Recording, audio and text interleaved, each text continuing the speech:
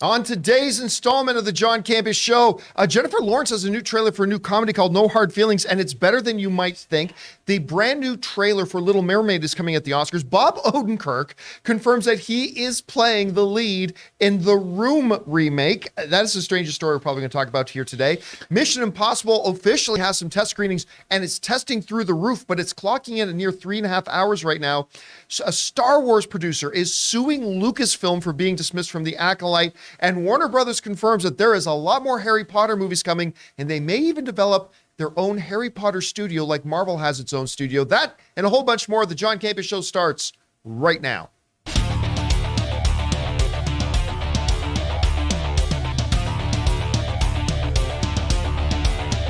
Well, greetings and salutations, everybody. Welcome to the best damn movie-related show on the planet Earth, the John Campea Show, coming from right here on my YouTube channel, brought to you in part by our friends at Mint Mobile. I am, of course, your host, John Campea, and it is an awesome honor and privilege, as it is every day, to have you, our international friends, gather around as we talk about our favorite things in the world, movies and movie news, TV and streaming, and all sorts of good stuff. Joining me over here, we got Ray Ora. Back there, we got Taylor Gonzalez, Jonathan Voico running the show today, and of course, writer, director, producer, Mr. Robert Meyer Burnett is here, who you just sold UK rights. UK rights to Tango Shalom. To Tango Shalom, to your movie. This is a thing that just keeps on rolling for you. It's you know what? I wish I'd get rich from it, but I like that the movie has its own. It's nice to make something and watch it kind of slowly roll out across the planet. Well, that is awesome. If you guys have not checked out Tango Shalom, it's still available on Amazon. Peacock and Amazon. Peacock and Amazon. Go check out the movie Tango Shalom. All right, guys. Here's how today's show is going to go. We're going to break it into two parts. The first part of the show, we're going to talk about some predetermined topics. Second half of the show, we're going to take your live comments and questions. We'll open up the super chats later in the show as we get close to the end of the main topics. Remember, guys, we only keep the super chats open for just a couple of minutes, so you'll have to throw in your thoughts, theories, opinions, and questions for Rob and I to address as quickly as you can. All right, let's jump into it here, shall we? We've got a couple things to talk about here. The first one is this. Later tonight, I'm doing an evening I'm looking forward to a lot. A doubleheader of 65 and Scream 6. And I'm actually really looking forward to both of these. And now 65 was a movie that really flew under the radar for me, but I got quite excited for it when the first trailer dropped. When the trailer dropped, I'm like, wait a minute, what? Adam Driver fighting dinosaurs. Sign me up. This looks good to me. So I've been very, very stoked about it. But in the last few days, I keep going over to, Rotten Tomatoes and jumping into some of my favorite film critics to see people's responses and reactions to 65, and nothing. It's been crickets. And here we are, the day of release. The movie comes out today, and I jump over to Rotten Tomatoes, and what do I see? Nothing. Nothing. That's his expression too. Nothing. Now look, I've always said, 3-4 days, that's a fine time to lift a review embargo. If you're a publicist, you want to time the buzz. You want to build the momentum. You don't want to blow your load too soon. I get it. But I've always said, if you don't lift your review embargo to the day before your movie comes out, that's a little bit of a red flag. Not automatically, doesn't automatically mean it's bad, but it's a little bit of a red flag. The day of? Now, I'm certain the review embargo will lift sometime today. Maybe. I'm assuming they're not going to make people wait until they lift a review embargo till tomorrow after the movie's already come out. Now, look, I'm excited for this movie. You guys who've watched the show, I'm excited for this movie. But, oh my God, this is not a good sign. I listen, I'll go on record. I'm very, very, very concerned about 65 now. I've been stoked to see this. I've been excited about it. But oh my God, Rob, I always say, if you're a studio and you're not going to show some confidence in your movie, why should I have confidence in your movie if you won't? I don't know. You hear about this. Have you heard anything about it at all? No. Maybe the reviews happened 65 million years ago and we just haven't seen them yet. No, you know what, John? As a kid, the rule we have here about ninjas, that there isn't anything that can't be made better with the proper application of ninjas. I think that about dinosaurs too. Anything can be made better with dinosaurs, but apparently not this movie. Not this movie. My script. I mean, I'm kind of really. Is it going to be that good? Yeah, ninjas and dinosaurs. There you go.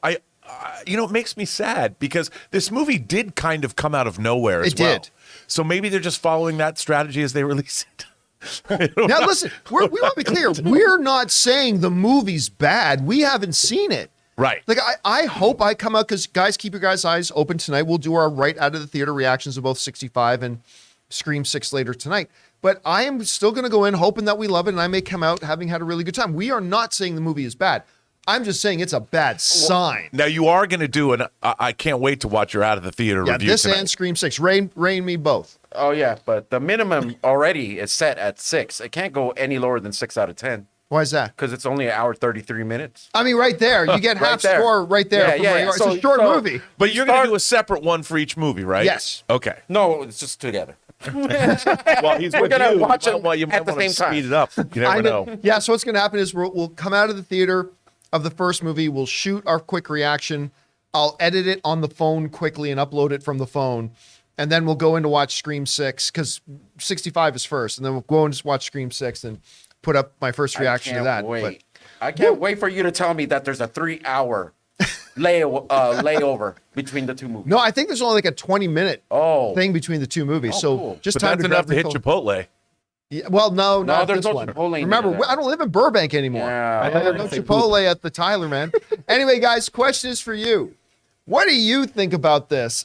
It's the day that 65 is coming out, and still the review embargo seems to be in place. They are lifting the review embargo the day the movie comes out.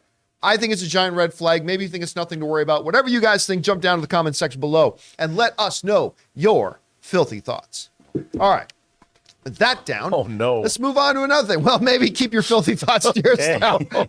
I instantly regretted saying that. There was instant regret that I said that. All right. Let's move on to this.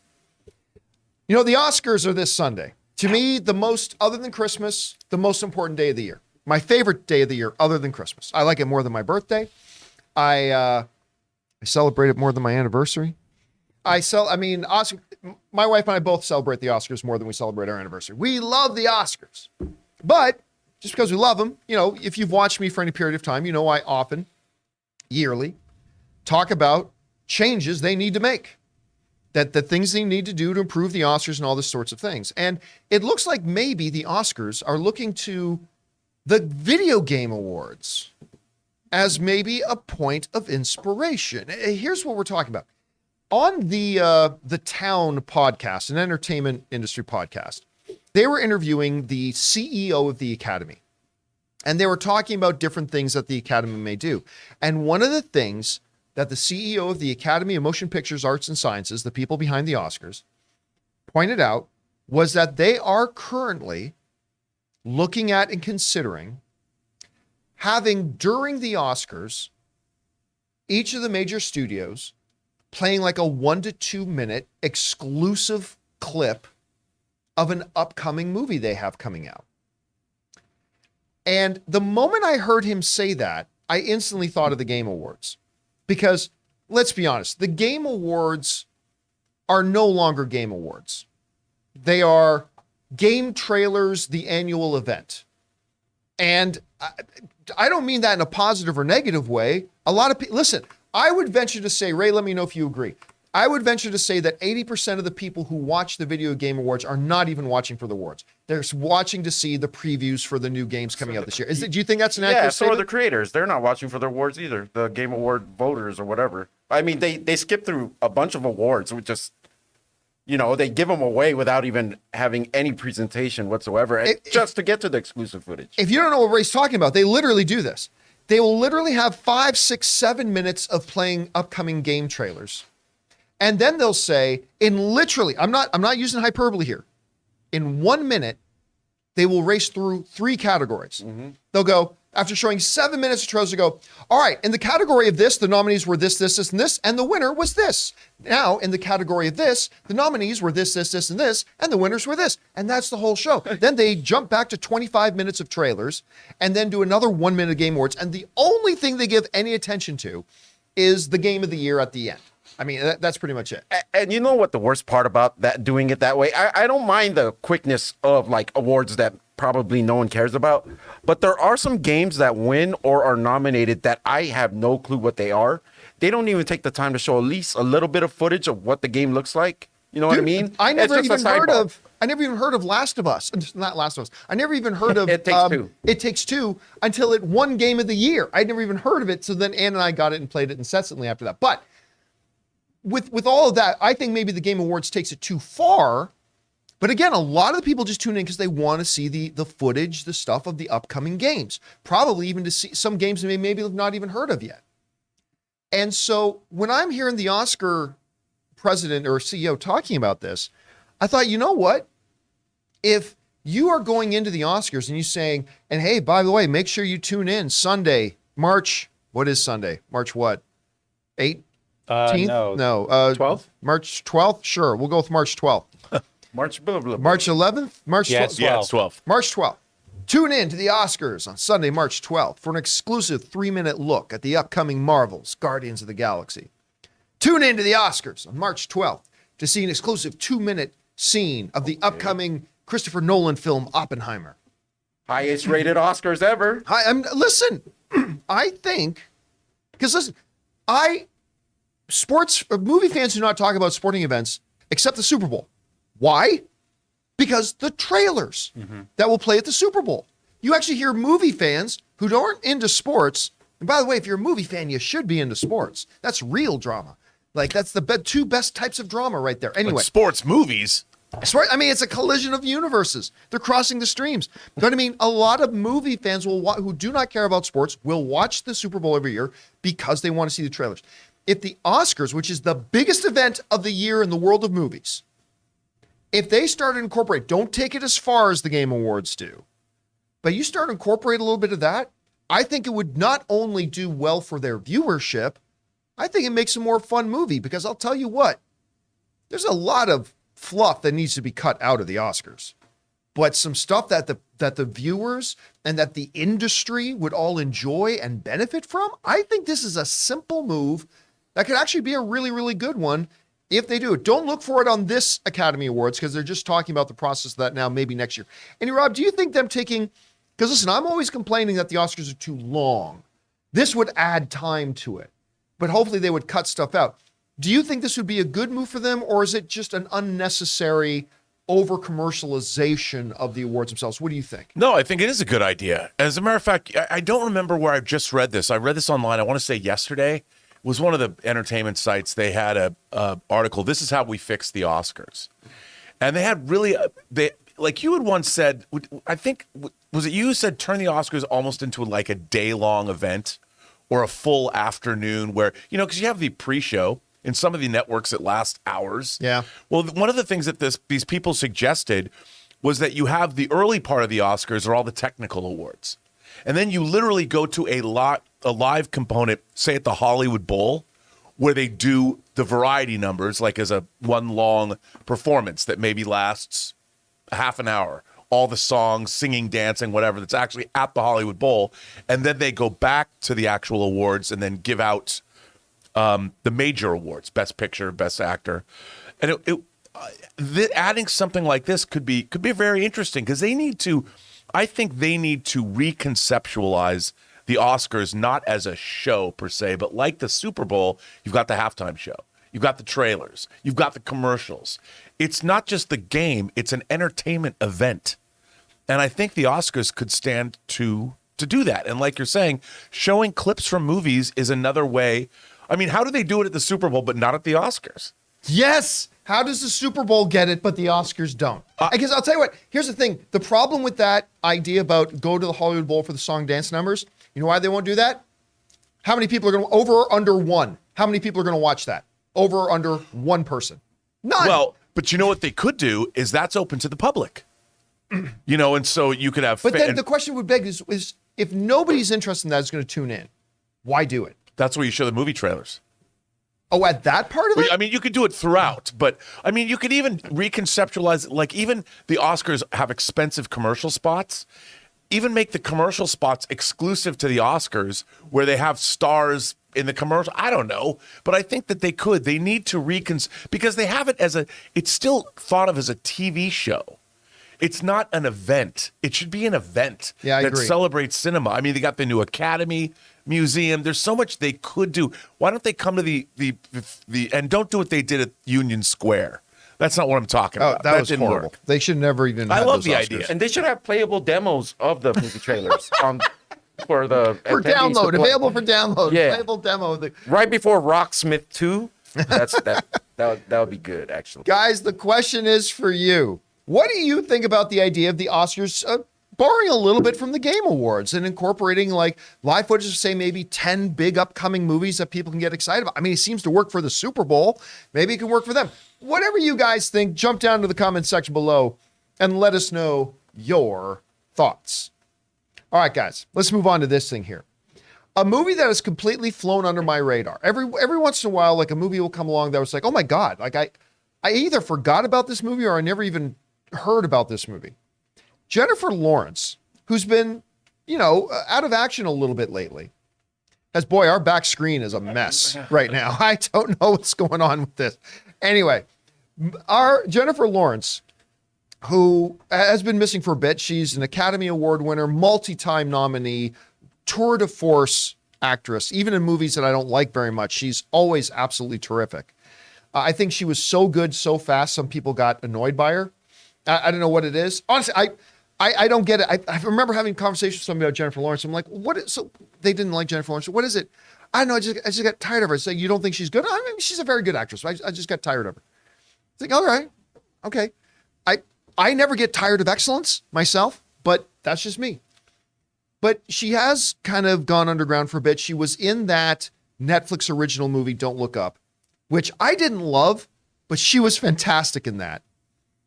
And she's got this comedy, this straight up raunchy comedy, which we've never really seen her do before, called No Hard Feelings, coming out. And they dropped a Red Band trailer for it today. And basically she's a morally questionable girl who is in some financial trouble, finds an ad that basically some rich people want a hot girl to help bring their 19-year-old son out of his shell by dating him. They even do a joke about that in the trailer. Date him or date him? Oh, date him. Sort of thing. And I remember I watched the first 30 seconds of this trailer. And I thought, oh, Jennifer, what have you done to your career? I didn't like the first 30 seconds of it. But after the first 30 seconds played, my brain started to tune to the wavelength of what this movie was. And by the time it got to the end, I was laughing out loud. Sitting in my office at home, I was like laughing out loud to the point that Anne actually came in and she goes, okay, what are you laughing at? I'm like, baby, you got to see this. You know what this reminds me of a little bit? It's not an apples to apples comparison, but it reminds me a little bit of kind of a career reinvention that Tom Cruise had when he decided to play Les Grossman in Tropic Thunder. Now, this character that Jennifer Lawrence is playing is a very different character. This is a very different movie than Tropic Thunder, but I mean, it's almost like she's coming out of the gate and playing this character I've never conceived her, this Academy level actress, playing before. And I'll tell you what, the first 30 seconds, I was ready to turn it off. But I'm so glad I didn't, because I am actually very, very excited about watching this movie now. I think, listen, throat punches are always funny, but man, it really worked in this trailer. Anyway, Rob, you had a chance to see the trailer for No Hard Feelings. What did you think of it? First of all, I love Jennifer Lawrence. I've loved, maybe not as much as my compatriot Dieter Bastian loves Jennifer Lawrence, but I love her. I think she's an incredible performer. And, she was doing movies that, like, I've liked almost every performance she's ever given. But she was doing movies like, Joy, and even though it was David O. Russell, she worked them before, but things like Red Sparrow and Passengers. By the way, I own Passengers. I like Passengers. But those are the three movies of Jennifer Lawrence I don't really like, but I think she's fantastic. Yeah, she's. But I think she kind of took a break for like a year or two, and she said she was going to do like activist things and become more politically aware. I think she's come back. She just did that movie with Brian Henry, the actor who was in Eternals. Was it called Causeway? Oh, right, yeah. Which she was great in that. He's most known for Atlanta. Yeah. I thought it was terrific. Both of them gave great performances. I think she's taken a step back and she's really making films smaller movies, not those big budget films, but trying to hone her craft. And because she hasn't done a movie like this, like you, I started watching this going, what is this? And then by the end of the trailer, I was like, oh, I got to see this. And I think this is really smart because it's allowing her to two different things, to show she's a very versatile actress, but to show, like you said, she hasn't done a movie like this before. But it puts her in a whole, like, I want to see her do some like Goldie Hawn-esque comedies, like a Private Benjamin or something after watching this. I'm excited, man. This movie looks hilarious. When I was first watching this, I was thinking that this kind of looked like a train wreck movie, right? Not a train wreck of a movie, but train wreck the movie with Amy Schumer, right? Yeah. Because I watched this trailer, and it's like, this almost feels like this movie was conceived of for Amy Schumer. I don't know why, but I just it felt like this movie was made for Amy Schumer and Jennifer Lawrence to play. But this could be a really cool career reinvention. Yeah. I liked what I saw. I hope it's good. I mean, it might be garbage, but whatever. Guys, question is for you. Did you have a chance to see the brand new trailer, the Red Band trailer for No Hard Feelings? I got to tell you, it won me over. I'm a little bit surprised by that, but it completely won me over by the end. Did you guys have a chance to see it? If so, what did you think? Jump down to the comment section below and let us know your thoughts. All right, guys. With that down, let's move on to this here, shall we?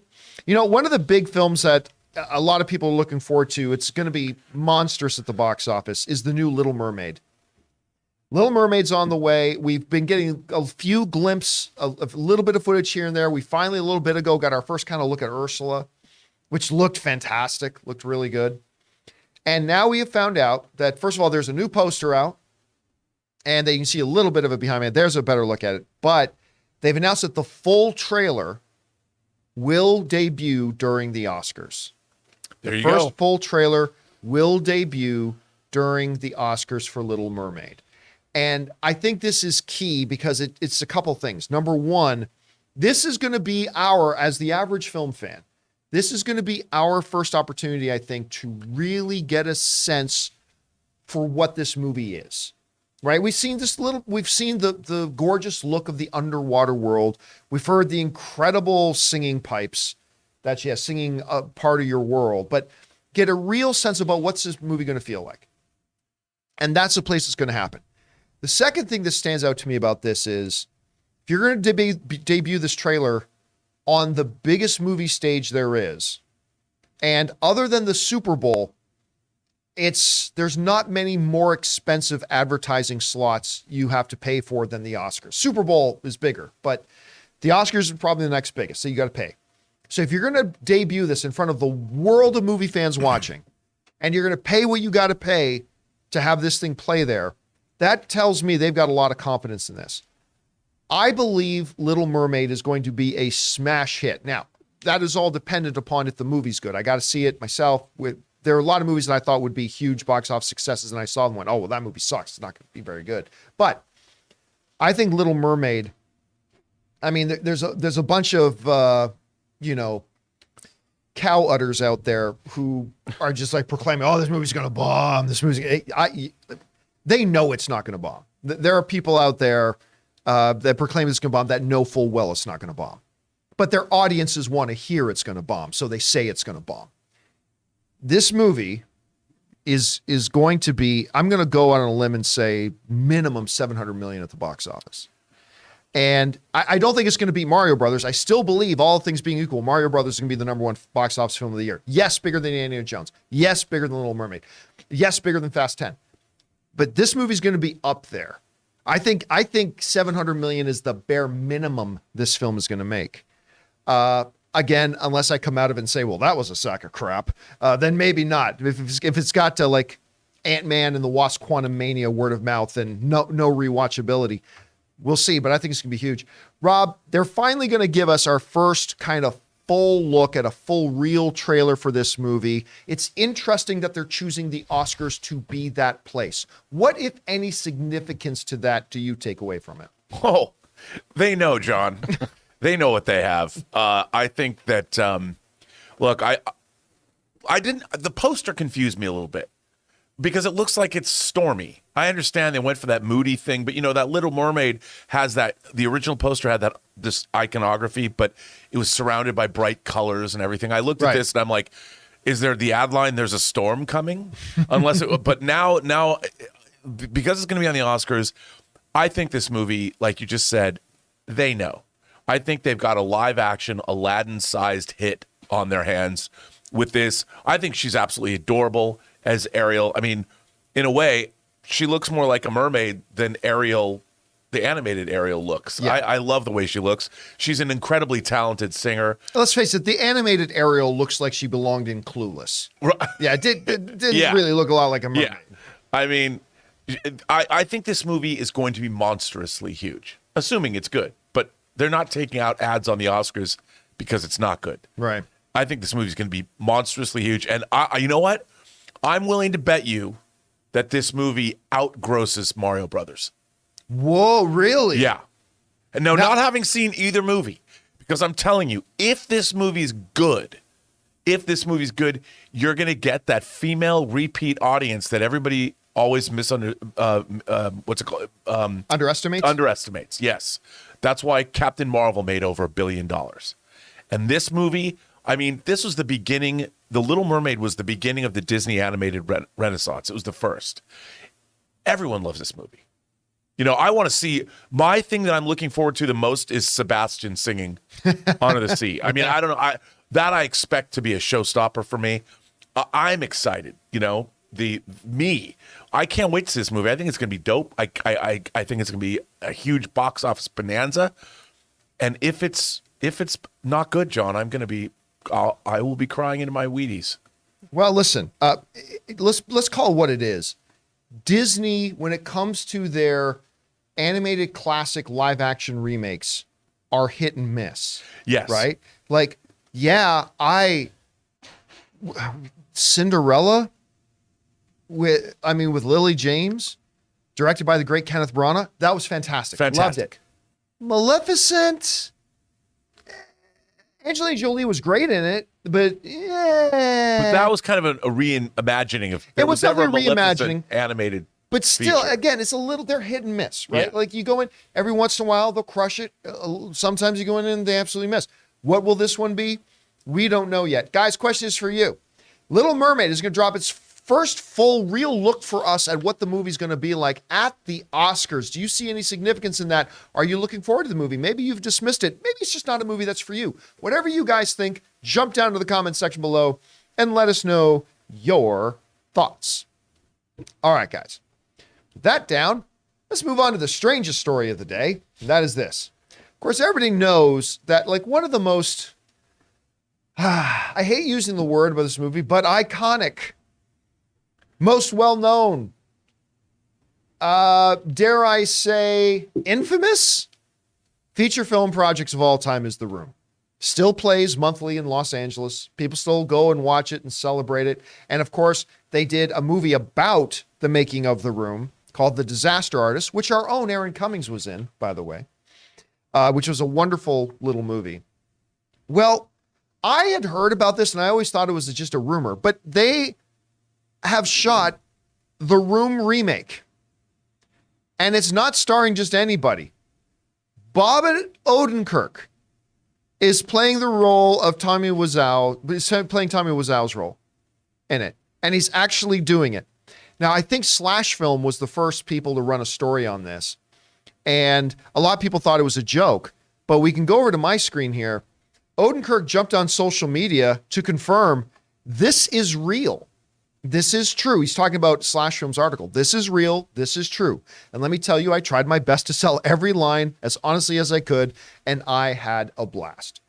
Bob Odenkirk, Saul, Mr. Nobody, is doing The Room remake. And I'll be honest with you, Rob, I don't know how to feel about this. I feel there's a part of me that's like, what a waste of time. And then there's a part of me that's like, when does it come out? How do I watch this? I want to watch it right now. I don't know. What do you think about this story? Bro, I mean, who directed it? Did Tommy Wiseau come I didn't even know to direct? Oh my God. Look, it'll be very interesting to see this, because if you take the movie The Room as it is and then reinvent, keep the script exactly the same, direct it differently, have a different lead performance in Odenkirk, what if it was turned out to be really good?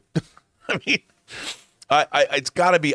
This is the craziest. Now we know that they now have to make The Disaster Artist 2, because the story of this movie, how did this happen? Who financed this? Where did they get the crew? There's a whole story about this that I want to hear. How did this even? No one knew. Talk about not knowing 65 was coming out or even getting made. He says he sold every line, so that means it's already shot. Well, how happy is Wiseau right now, because they had to pay him for the rights to remake this movie. Yeah, he's getting paid. I mean, can you imagine? You make The Room, then they make a movie about you making The Room. Now they remake the movie that forced them to make The Disaster Artist into another movie. I mean, has anyone made as much money from their franchise, a single individual? I mean, other than a Star Wars, or something like that. The Room turns out to be a great IP, John. It's a great IP. Wow. Has anybody ever made as much money from a failure? Seriously. And does that mean The Room is a failure at all? I know that makes us re-examine the very nature of the terms success and failure, doesn't it? And Bob Odenkirk's doing it, so I don't know. Maybe he's just he's Mr. Show. Goes all the way back to sketch comedy and stuff like that. I can't think of a better dude. I don't know if there's anybody in Hollywood who would have done this except Odenkirk. I mean, yeah, I wouldn't. They totally kept it under wraps. I mean, how do you? I can't wait, dude. I can't wait to see this. All right, guys, the question is for you. What do you think about this? Bob Odenkirk is the lead in The Room remake. I don't know. I don't have a lot of information about it, but he says it's absolutely true. Guys, question is for you. How are you feeling about this? Are you like, why on earth is this happening, to quote Chris Carr, for why? Or are you like salivating and just can't wait to see it? Whatever you guys think, jump into the comment section below and leave your thoughts there. All right, guys. With that down, let's move over now to our Mint Mobile hotline question of the day. If you guys have a question for the show and like to hear your voice on our show, go ahead and call our hotline number anytime 24/7 at 951-268-4259. And our first question today is about that reappearing Punisher coming up. Check it out. Hey, John, this is Lowe from Florida. I was calling in to ask you because John Bernthal is coming back and he's probably not going to be the same version as he was in the Netflix, do you think they will change his symbol because of the political reasons? Or do you think they'll keep it and try to, make a new idea of that symbol? All right, thanks a lot for sending that in. And yeah, so of course, yesterday we talked on the show about the fact that John Bernthal is returning as the Punisher. Now, I warn my fellow film fans, just adjust your expectations. Because if you're expecting the same blood guts, whatever, F-bomb dropping Frank Castle as we did in the Netflix series, you are setting yourself up for disappointment, because this is on Disney. Again, they can still go strong PG-13. They can still go... There's a lot you can do, all that kind of stuff. It can still be very fantastic. Actually, the best parts, I said yesterday, Rob, the best part of Daredevil in any of the Netflix series was on the Daredevil series, just that one episode where it's just him and Matt on the roof. Oh, so good. That was the best. And, a few F-bombs here and there, sure. But, I mean, you can do great things with Punisher even without the R rating. I'm just saying, you got to adjust your expectations a bit. But he does bring up a very interesting question, which has kind of been at the heart of something we've talked about for a while, is that if Disney decides to use the Punisher, which clearly they are, how big or how small, we don't know. Like whether Frank shows up in one episode or whether he's going to be a recurring character in it, who knows? But the Punisher symbol, the big skull on the shirt, there's been a lot of questions about that over the last couple of years, about whether or not, if Disney kind of revisits the Punisher, would they even use the symbol? Because, and we're not going to go into it on this show, but it's been, let's say, co-opted by certain political factions that use it as their own symbol, right? Okay, whatever. It has raised that question. My guess is this, in the viewer asking, do we think when Frank shows up in the Daredevil series, will we see that classic Punisher symbol? I think the answer is no. I don't think we are. And I think there's one of two options. Option number one is that, as in much of the Punisher, we never saw Frank wearing that symbol anyway, in Right. much of it. So I just think if and when Frank shows up in Daredevil Born Again, I just don't think we're going to see any symbol on him. I just think he's going to be dressed like Frank, maybe a black t-shirt, whatever. But again, just to remind everybody, for the vast majority of the Netflix series, Frank never wore that symbol. So I think there's probably a good chance we just don't see it at all. If we do, I think we will see an altered version of that symbol, because in the comics themselves, they changed his symbol. Now, this is an article going back to 2001. You can go over to my screen here on this. They point out that in Marvel itself, they changed his symbol. That kind of looks like a cross between the Punisher and a Mandalorian. So the Punisher, that's it. The Punisher is a Mandalorian. Frank is a Mandalorian. So they decided to change the symbol a bit. I'm not a big fan of that symbol, to be honest. It looks a little silly to me. But, and I'm not saying that if they do use a symbol that this will be the one they use. I'm just saying that I think really the only two options here, that they're not going to show any symbol at all, or if they do, it will be a modified, changed, or adjusted symbol to look a little bit different. Does the possibility still exist that they could just say whatever and just use the original logo anyway? Sure, that possibility exists. I don't think it's what they'll do. I think they'll do one of the other two, but we'll see. We'll find out. Anyway, Rob, we now know we are going to see Punisher in the Disney series, which I'm a little bit surprised by, to be honest with you. Yeah.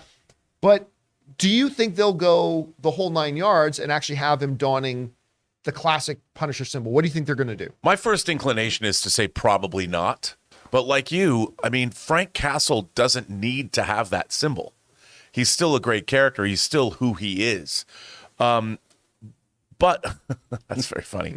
But on the other hand, this symbol, the Punisher's been around for decades. It's not like they're going to ever get away from that. The character is the character. Do they need to harp on that symbol? No. Maybe it's like war paint. He puts it on for the climax to go after whoever he's going to go after, or when he teams up with Daredevil. But I think that you've got the character, and with the character comes the iconography. It's, even though you might not have him. Like, I look at something like this, and this looks like something he might do as he sets out, like he did it himself to make people fear him or whatever, like Batman does. If it's a bulletproof vest, it's to draw fire. So it's protected, where Batman sometimes uses his symbol in that way. But and again, it's so iconic, but I do think that there's probably a good bet that he's not going to wear it. I would say no, but on the other hand, it wouldn't surprise me if he did, because it is the Punisher. And it almost draws more attention to the fact that he doesn't have the symbol than if he did, because then people would write all these op-ed pieces or talk about it like we are right now. I think that's the rest of you guys. Just a quick yes or no. We'll start with you, Ray.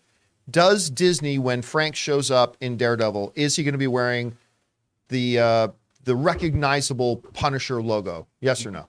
No. No for Ray. Taylor? I think so, but I think not the whole time. I think towards the very end, like So you Rob think said, he'll like the flash climax. it once or twice? Yeah, I think at some point he'll put it on before the final fight. What do you think, Jonathan? I think we get an altered version of it. I think he's still going to have a symbol, but it's going to be altered. Yeah. All right, much like they did in the comic there.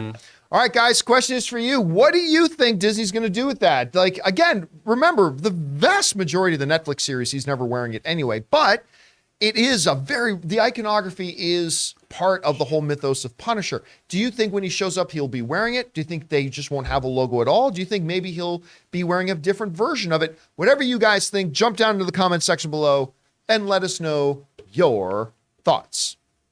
All right, guys, before we move on here, we're going to take just a second and thank one of the sponsors of today's episode of the John Campea Show, the wonderful and delicious folks over at HelloFresh. With HelloFresh, you get farm-fresh, pre-portioned ingredients and seasonal recipes delivered right to your doorstep. Skip trips to the grocery store and count on HelloFresh to make home cooking easy, fun, and affordable. And that's why it's America's #1 meal kit. Guys, it's the new year. Do you remember those New Year's goals you promised yourself you'd stick to? HelloFresh is here to help you eat better by delivering fresh ingredients and easy recipes right to your door, taking the hassle out of dinner time. Looking for an easy way to eat well and save money? Cut back on expensive takeout and delivery and get started with HelloFresh. You'll love how fast, easy, and affordable it is to whip up a restaurant-quality meal right in your own kitchen. My wife Ann and I have been constantly impressed by HelloFresh. Not only how absolutely delicious the food is, but how easy it is to prepare and how much fun we have doing it. Go to HelloFresh.com/Campea60 and use the code Campea60 for 60% off plus free shipping. That's HelloFresh.com/Campea60 for 60% off plus free shipping.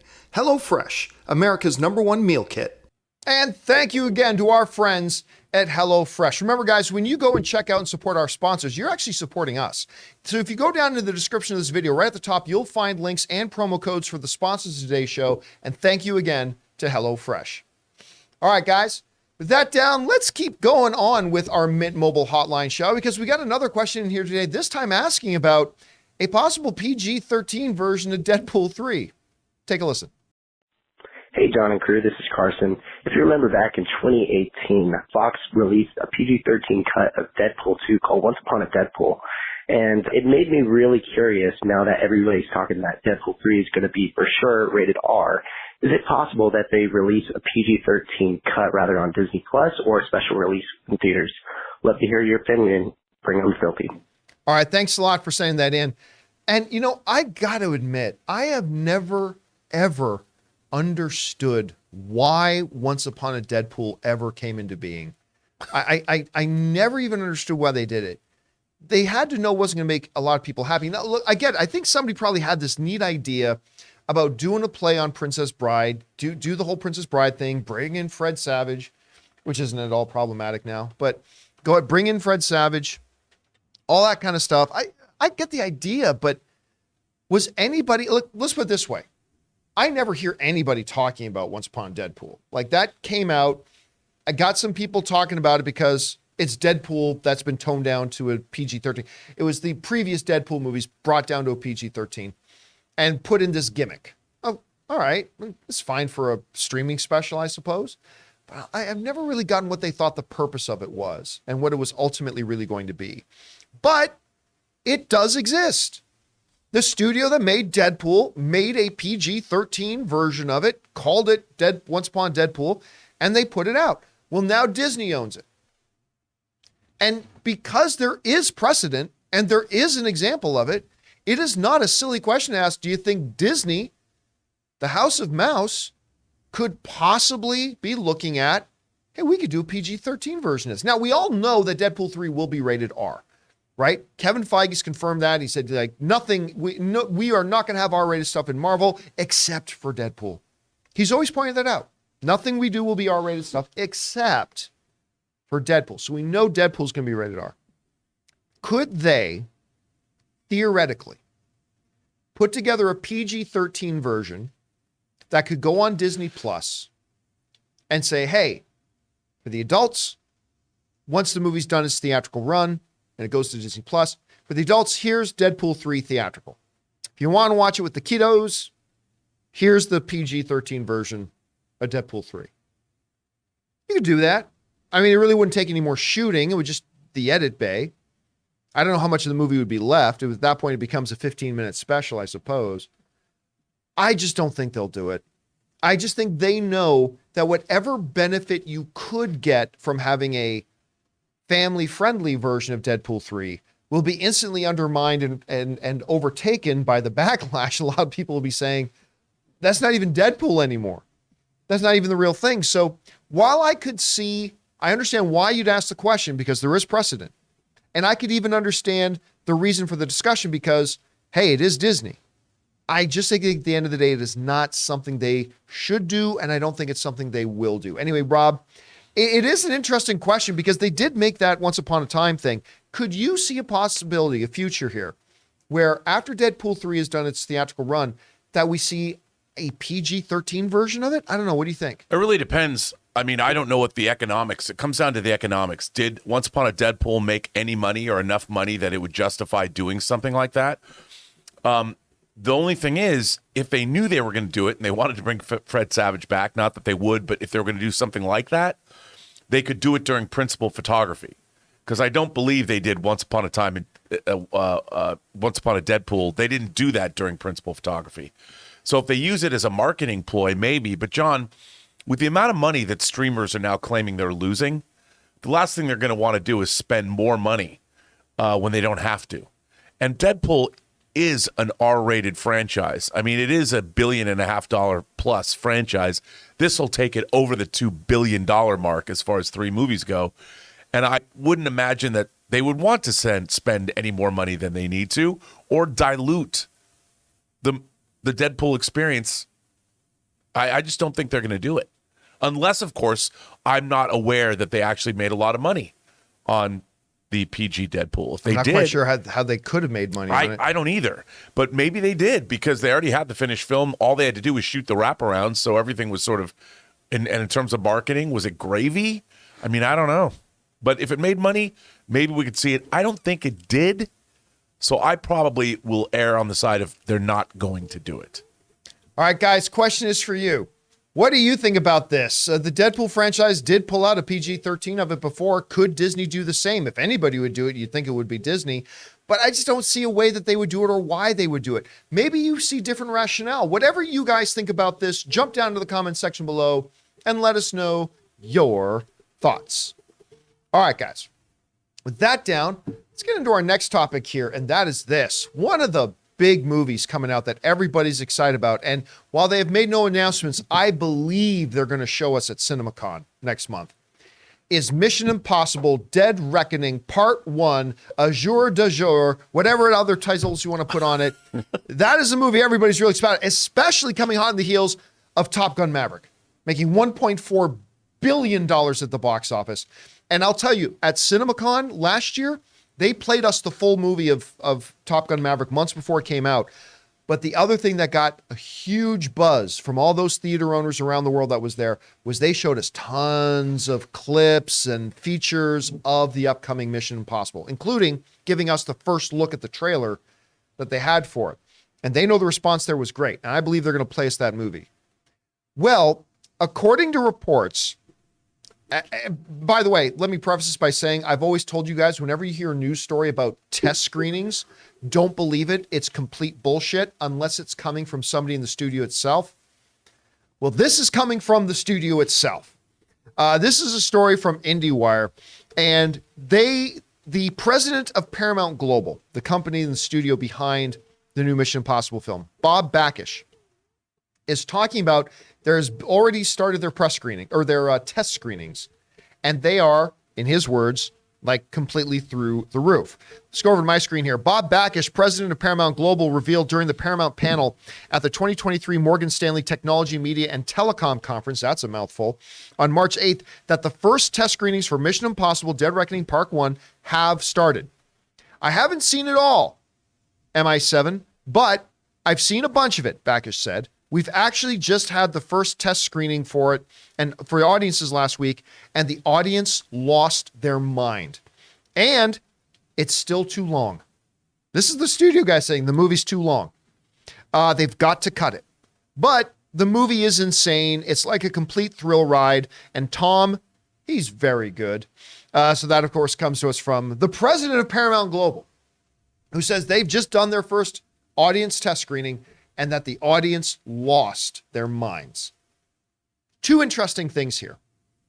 One, it's not often we hear legitimate reports about a test screening. 90% of all the stories and reports you read about test screenings did this are total fake fabrications. Ignore them.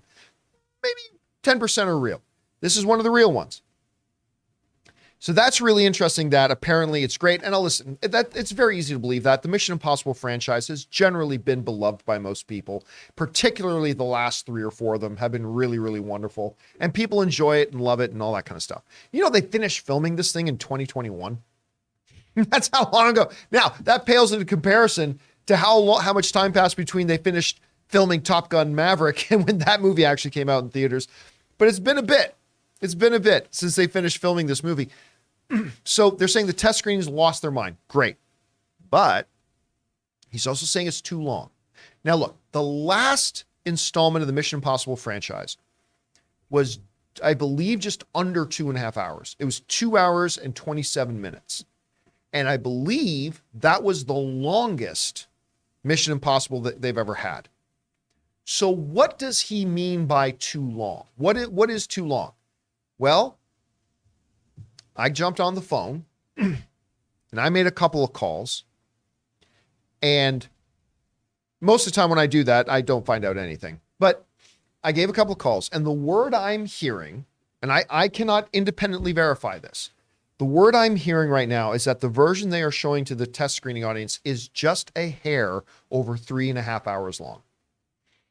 Just a hair. Ray will not be attended. Also known as Ray's nightmare. Ray is having convulsions right now, even just thinking about sitting in that movie for 3.5 hours. No, that's not happening. That's not happening. Yep. So, yeah, this again, I cannot independently verify that, but the little birdie told me it is just a hair over 3.5 hours, the one they're showing to audiences right now. So, now look, it is not uncommon that a film, just be very clear about this, it is not uncommon at all for a film not to be down to its final runtime by the time they start audience test screenings, right? Quite often, a lot of that movie is going to be shaved down, and maybe they're just planning to figure out what does, what doesn't work, all that kind of stuff. So, how short will it be, or how long will this movie be? Considering the previous longest installment of this, and by the way, the 2 to 2.5 hour mark for this franchise has been the sweet spot for it, right? Like it's always all thriller, no filler, and by the time the credits roll, you feel satisfied and yet wanting more all at the same time. That's the exact orgasm spot you want to bring the audience to, where they are completely satisfied and yet also wanting more. That's the spot you want. You don't want to be so short enough that it leaves them unsatisfied. You don't want to go too long that you've overstayed your welcome, right? Also, like an orgasm. Like this analogy. What an edgelord. All the rest of the episode, this whole analogy is going to run through the entire rest of the show. Try it. So I'm thinking they will go longer. This is part one. They got a part two. They clearly got a big story.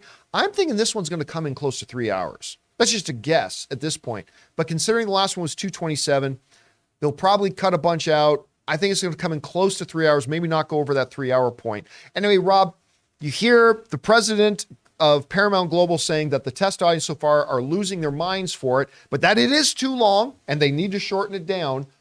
What do you think about the reactions we're hearing? Does that surprise you? And how long do you think this movie's going to end up being? First of all, I don't see a problem here. I think that it's obvious. It's called Mission Impossible Dead Reckoning Part 1. If the movie is 3.5 hours long, Kill Bill it. Split it in half. And make three parts? You've got 2 hour and 45-minute movies. You release it in July. You release the next one in February. And then you've got Part 8, which is actually going to be Mission Impossible Dead Reckoning Part 3, or we've been edging you for too long, call it Mission Impossible Dead Reckoning, the Shattering Climax, whatever you want to call it. If it's 3.5 hours long and audiences are loving it, cut it in half. You've got 2 movies for the price of 1. But don't you run the risk then of neither movie being a satisfactory, self-contained, complete movie experience? I don't know. I mean, because I don't want a television episode. But it is part 1. Everybody knows you're going into it going part 1. I mean, if it's that satisfying, and if I'm brought that much to right on the edge, if this movie's edging me for a 45 hour and 45 minutes, and I don't quite, and I get part 2 6 months later, do it. It's like having the Matrix Reloaded, the Matrix Revolutions, but better. Much better. I don't know. I mean, look. If it's here's the thing.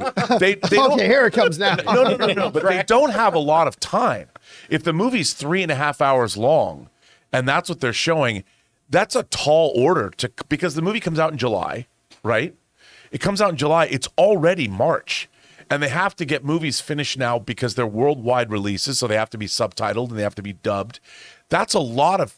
Even if they took 45 minutes out from an editorial standpoint, that's a lot. It might be easier just to hack the movie in half somewhere, figure out, when that train goes off the cliff, if that happens in the middle of the movie, end it there. Just do a freeze frame to and be continued. Like, now what's going to happen with these Duke brothers? Yeah, I was going to say, like the Dukes of Hazzard, and I was totally going to say that. I mean, to me, it's the, I mean, I know it's an unconventional, but if the movie's already great, And I understand the economics don't make any sense to release a theatrical movie that's 3.5 hours long. They just don't, especially on a blockbuster like this. But if you cut it in half and suddenly you have 2 movies, but here's the thing: what if it's great because it's a whole? well, that's Like I'm you sure it suddenly is. cut That's it in what's a whole half, part and one. now the things you set up are not paid off by the time you leave the theater. But it could I be a would say very on any other movie, I'd unsatisfying say you're thing. right. I think you're absolutely right. But it is called Part 1, and they haven't told us. But that's that's just a marketing out. Like just the fact that it's called, that's just a market. I would suggest this: who is to say that this version of the movie that's at just a hair over 3.5 hours, from what I'm told, that is making the audience lose their minds? Who's to say there's not a 3 hour and 5 minute that will make them lose their minds even more? It's true. I mean, we just don't know. That, right? yeah, we don't know. But I would just say if it's an issue, because if they're showing, even by showing test audiences a 3.5 hour long cut, I'm sure one of the things they were looking for, the filmmakers, were where do we cut it? You know, where, because when you're watching a movie like this, you can feel with the audience how it's playing. But if the audience were losing their minds, if they got a bunch of cards back that said, don't cut a frame, what, were there any slow parts in the movie? No! You know, then it's going to be problematic. Remember, they're not for going to them. ask the audience what they should do about the movie. They're not gonna Well, ask no, but they do if they have test screenings. If it's an NRG screening, a National Research Group screening, they do give out cards to the audience. but they'll get their impressions on things, but they're not going to ask them. They're not going to like say poll them on certain decisions they're trying to make. They're No, gonna say, not what- How but- did you but- feel about this? But they'll say, Yeah. but they do on those cards. They'll go, "Were there any slow parts in the movie for you?" How did you think about But this? if Blah, people blah. write back, "Fuck no, it's awesome," you know, don't do it. But this is going to be interesting to see. But I would say, yeah, probably cooler heads will prevail. It'll probably be around 3 hours. Maybe they'll release a 3.5 hour cut on home video in 4K or something. But man, I would just cut it in half. I think that would be a mistake. Cut it in half. Part That 2. essentially could be 7 hours of storytelling between part 1 and 2. Yeah, I mean, it could be. I mean, but again, longer doesn't automatically equal better. No. And by the way, a really interesting thing about this movie that a lot of people should remember, going back to the experience of Top Gun Maverick, apparently Paramount, you know, the new standard since the pandemic of a theatrical release window is 45 days. Right. Paramount was planning with this movie, they were starting to plan the digital release of Mission Impossible Dead Reckoning Part 1 for a 45-day window. And the reports are that Tom Cruise and his camp threatened legal action. They want a full 60-day or more theatrical window for this movie. And apparently just Paramount said, well, look what happened with Top Gun. We'll give it to you. Yeah, well, at 3 hours long, 3.5 hours long, I mean, they're going to need it. They're going to need it for, look, it excites me that an audience would love a movie that's 3.5 hours long. You know, hell, if you're going to make it 3.5 hours long, have an overture in the and give a mission interact, you know, intermission with full on score and everything, and make it 4 hours and make it an event. Go the other way. Yeah, I think the movie theaters might have a problem with that. I know. All right, guys, question is for you. What do you think about this? Apparently, the first test screenings of Mission Impossible Dead Reckoning Part 1 are making the audiences lose their minds. But from what we're hearing, it's also one that's clocking in 3.5 hours, and the president of Paramount is saying, it's too long, we need to cut it down. How long do you think this movie will end up being? Remember, the previous longest one they've done was under 2.5 hours long. So how long do you think this one will be? I'm guessing right around the 3 hour mark, maybe a little bit more, maybe a little bit less. How long or short do you think it'll be? Whatever you guys think, jump down to the comment section below and let us know your thoughts. All right, guys, with that down, let's move on to this, shall we? To say that Lucasfilm is a mess is a little bit of an understatement. But not to overplay it, let's not forget that Star Wars has also had some big successes. One of which is playing right now with Mandalorian. Love the last episode. Andor is one of the best Star Wars things that's ever been. Rob, I made the comment the other day that, you know what? I love both Mandalorian and I almost said Andalorian. I love both the Mandalorian and Andor. Love them both. But Andor has kind of spoiled me. And, you know, after watching a couple episodes, particularly after watching the first episode of Mandalorian, I said, you know, Mandalorian reminds us of how fun Star Wars can be, but Andor reminds us how great Star Wars can be. and all that kind of stuff. So there are big wins. There are some big wins going on in the world of Lucasfilm, but also a lot of tumultuous mess. Now we can add another one. Apparently, a Star Wars producer or producer was hired to come on board and be a producer for the upcoming series, The Acolyte, and was then removed, is now suing Lucasfilm, and they may actually have a case here. Now, this comes to us from the folks over at IndieWire, and I'll read some of this at length because it's some really interesting information here.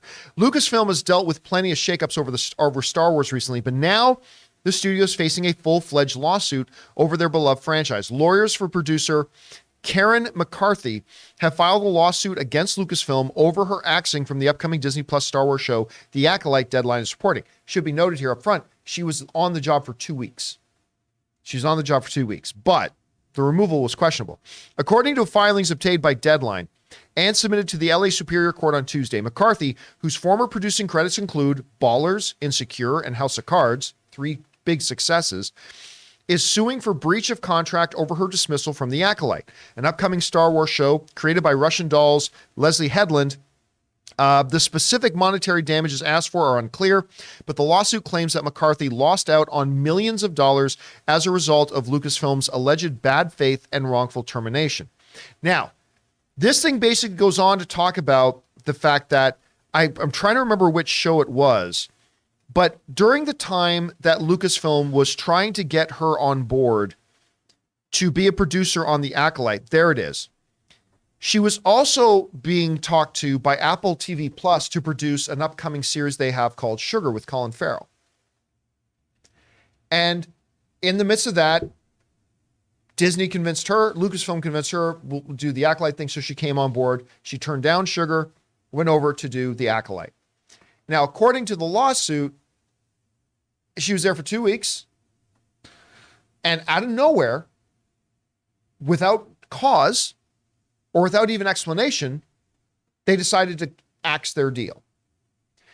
At which point, she went back to Apple TV Plus, and their needs for producers were filled. So, according to her lawsuit, not only did you drop me without reason or without cause, by choosing you, I lost out on a potential huge payday by working on something else. If you had just said you didn't want me in the first place, I could have done this other thing. You made me miss an opportunity. Now, look, I have not read through the legal filing myself. I'm only going on by what reports we have right now. And just on the reports we have, she's got a case. Yeah. And it's going to be, and again, I only say that having not read the court filings. If I read the court filings, maybe there's going to be a bunch of stuff in there that will change my tune and change my mind. But again, just another kind of sign of the disarray that the house known as Lucasfilm is in, and might only get worse, as I think most people, even there at Lucasfilm, know that Kathleen Kennedy is on her way out. In sports, when a coach is on the last year of their contract, and everybody knows the coach is not coming back after that final year is done, there's a term for that. They call it a lame duck year, where the players and everybody else know you don't really need to listen to the coach because they're not going to be here next year. This is their final year and they're gone. And at Lucasfilm, there's kind of a lame duck mentality right now that everybody knows that Kathleen Kennedy's on her way out. So it almost doesn't matter. Now, again, I am not going to pin this particular situation on Kathleen Kennedy herself. However, she is the head of Lucasfilm. She is the accredited PGA producer of this show. And I mean, if anybody's going to take responsibility for this, is her. Anyway, Rob, you read about this, you heard about this. What do you think? Well, I find this really perplexing because, I always like to say it's not what you deserve, it's what you negotiate. And, reading up on this article, they had negotiated the terms. It was very laid out what was going to happen. Yep. And I've worked on projects that have been put in place, people have signed their contracts, and we lose our funding, and the project goes away, evaporates. But in this case, according to what we've heard, and I'm sure there's more to it that will come out later, but it seems like this woman, okay, full steam ahead, let's go. We have our, I don't know if she actually signed her deal, but the deal points were agreed to.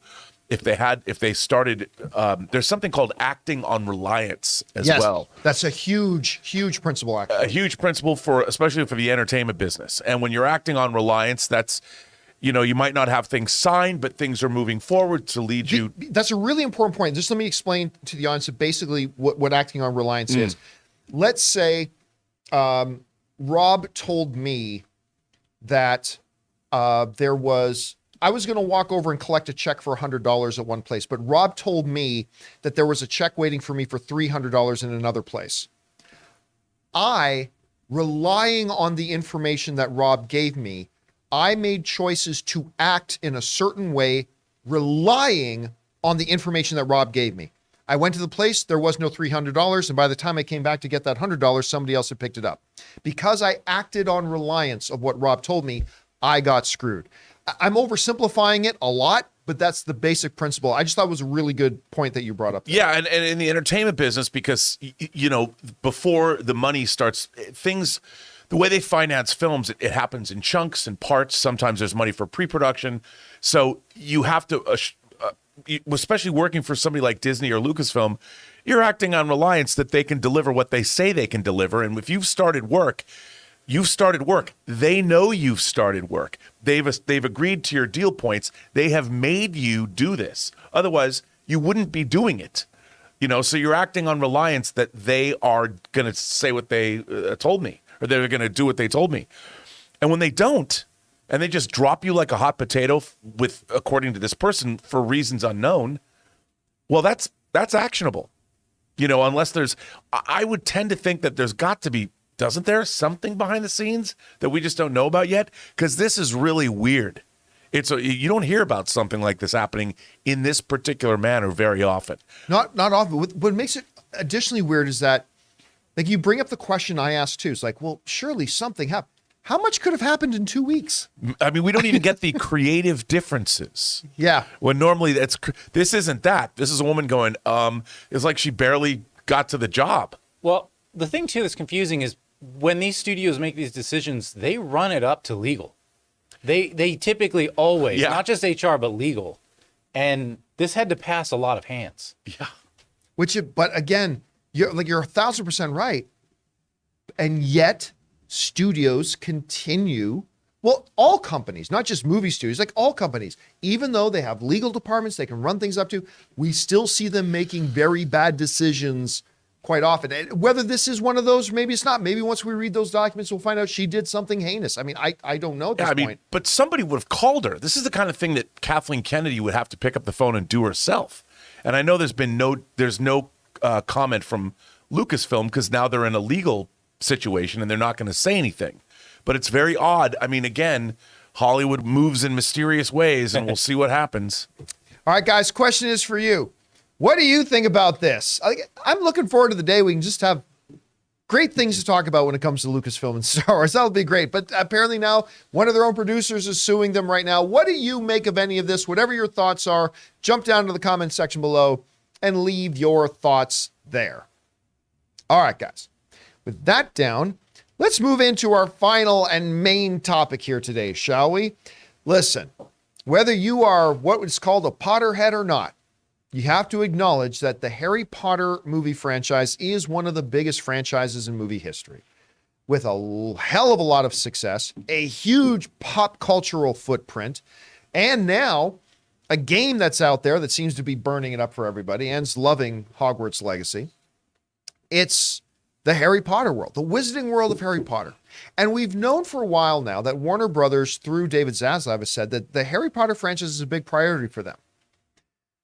And that's fine in principle, but we haven't actually heard anybody from Warner Brothers make any statements about, well, exactly what are you going to do, if anything? Saying, oh, we love Harry Potter. Okay, but what are you doing? And never really had any pictures. Well, now, according to a Warner Brothers executive, it sounds like more Harry Potter movies are on the docket.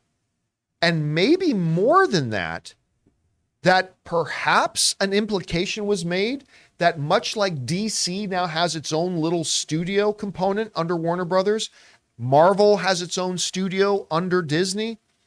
It sounds like maybe the Wizarding World of Harry Potter might get its own division. It might get its own company. This comes from the folks over at CBR who wrote the following. According to Variety, Wenfield, that's the executive in question, Wenfields took the opportunity to talk about the future of all things Harry Potter. This was on an investor's call. to talk about the future of all things Harry Potter. After praising the new direction fellow Warner Brothers Discovery brand DC is taking under its new leadership. The fact that we are enjoying this massive success with the Hogwarts Legacy launch 12 years after the last film, and obviously he's talking about Harry Potter proper, not Fantastic Beasts, 12 years after the last film came out, shows that there is so much opportunity and we're only just starting to expand that. Weinfeld said, while he didn't specifically mention any new Potter-related movies in the works, he strongly hinted that audiences have not seen the last of the Wizarding World, pointing towards the upcoming Harry Potter tour in Tokyo and suggesting that the company has further plans. He goes on to say, long story short, I think this one company approach, great leadership in the individual business units, like a DC, like a Marvel, but coordinated franchise management is probably one of the biggest opportunities the company has, he said. All right, there's actually a lot to take in there.